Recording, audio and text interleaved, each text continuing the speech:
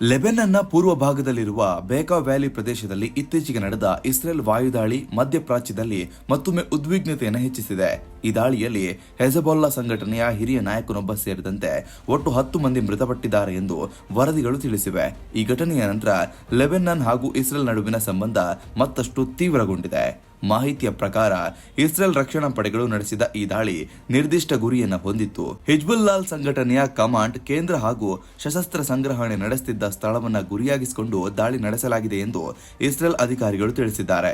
Israel ಹೇಳಿಕೆಯಂತೆ ಈ ಕ್ರಮವು ದೇಶದ ಭದ್ರತೆಯನ್ನು ಕಾಯ್ದುಕೊಳ್ಳಲು ಮತ್ತು ಗಡಿಭಾಗದಲ್ಲಿ ಹೆಚ್ಚುತ್ತಿರುವ ದಾಳಿಯನ್ನು ತಡೆಗಟ್ಟಲು ಕೈಗೊಂಡ ಪ್ರತಿಕ್ರಿಯಾತ್ಮಕ ಕ್ರಮವಾಗಿದೆ. ಆದರೆ ಲೆಬನನ್ನ ಮೂಲಗಳು ಮತ್ತು ಸ್ಥಳೀಯ ಅಧಿಕಾರಿಗಳ ಪ್ರಕಾರ ದಾಳಿಯಲ್ಲಿ ನಾಗರಿಕರು ಸಾವಿಗೀಡಾಗಿರುವ ಸಾಧ್ಯತೆ ಇದೆ.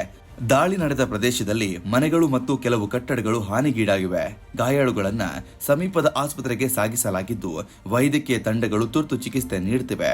ದಾಳಿಯ ನಂತರ ಬೇಗ ಕಣಿವೆಯಲ್ಲಿನ ಜನರಲ್ಲಿ ಆತಂಕ ಮತ್ತು ಭಯದ ವಾತಾವರಣ ನಿರ್ಮಾಣವಾಗಿದೆ.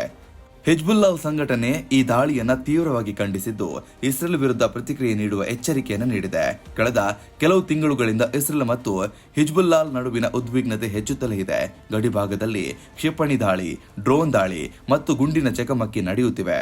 ಇತ್ತೀಚಿನ ಈ ವಾಯು ದಾಳಿ ಆ ಸರಣಿಯ ಮುಂದುವರಿಕೆಯಾಗಿ ಪರಿಗಣಿಸಿದೆ.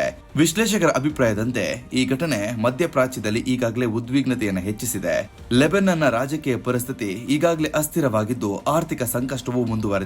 ಇಂತಹ ಸಮಯದಲ್ಲಿ ದೊಡ್ಡ ಪ್ರಮಾಣದ ಸೈನಿಕ ದಾಳಿ ದೇಶದ ಒಳಾಂಗಣ ಸ್ಥಿತಿಗೆ ಮತ್ತಷ್ಟು ಹೊರೆ ತರಬಹುದು ಎಂಬ ಆತಂಕ ವ್ಯಕ್ತವಾಗಿದೆ. ಅಂತಾರಾಷ್ಟ್ರೀಯ ಸಮುದಾಯವು ಈ ಬೆಳವಣಿಗೆಯನ್ನು ಗಮನಿಸುತ್ತಿದೆ. ಪ್ರದೇಶದಲ್ಲಿ ಶಾಂತಿ ಮತ್ತು ಸ್ಥಿರತೆ ಕಾಪಾಡುವುದು ಒಳಿತು ಎಂದು ಅಭಿಪ್ರಾಯ ವ್ಯಕ್ತವಾಗ್ತಿದೆ. ಯುದ್ಧದ ವಿಸ್ತರಣೆ ಆಗದಂತೆ ತಡೆಗಟ್ಟಲು ರಾಜತಾಂತ್ರಿಕ ಮಾತುಕತೆ ಅಗತ್ಯವಿದೆ ಎಂದು ತಜ್ಞರು ಅಭಿಪ್ರಾಯವನ್ನು ವ್ಯಕ್ತಪಡಿಸಿದ್ದಾರೆ. ಒಟ್ಟಾರೆಯಾಗಿ ಬೇಗ ಕಣಿವೆಯಲ್ಲಿ ನಡೆದ ಇಸ್ರೇಲ್ ವಾಯು ದಾಳಿ ಕೇವಲ ಒಂದು ಸೈನಿಕ ಘಟನೆ ಮಾತ್ರವಲ್ಲ, ಇದು ಇಸ್ರೇಲ್ ಹಿಜ್ಬುಲ್ಲಾಹ್ ನಡುವಿನ ದೀರ್ಘಕಾಲದ ಸಂಘರ್ಷದ ಭಾಗವಾಗಿದೆ.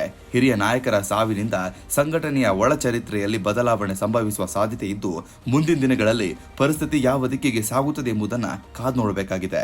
ಮಧ್ಯಪ್ರಾಚ್ಯದಲ್ಲಿ ಶಾಂತಿ ಸ್ಥಾಪನೆಗೆ ಇದು ಮತ್ತೊಂದು ಸವಾಲು ಎನಿಸಿದೆ.